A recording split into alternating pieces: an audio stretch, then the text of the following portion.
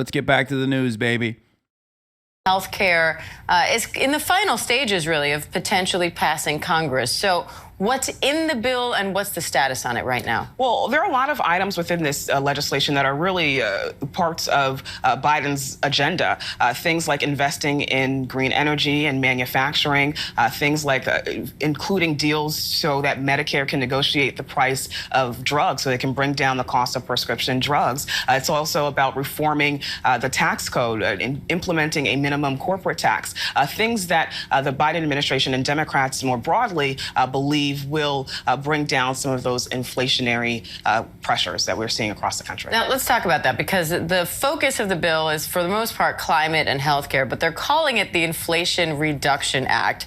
Is that because they did some poll and realized that that's what would appeal to voters, or what's behind the name of the act? Well, polling shows us over and over again that inflation is going to be one of the most important issues as voters decide who they're going to cast their ballots. No, the secret is that there is a Hibernian conspiracy, okay?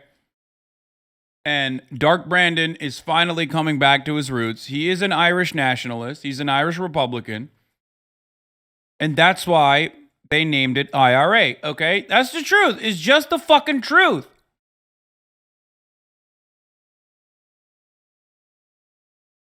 Yeah. BBC, I'm Irish.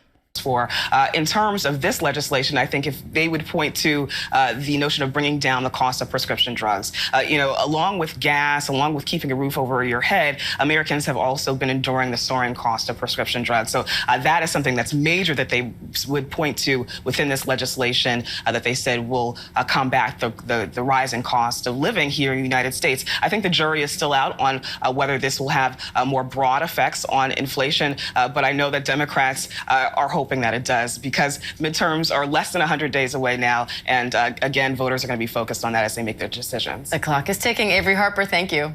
Thank you. Hi.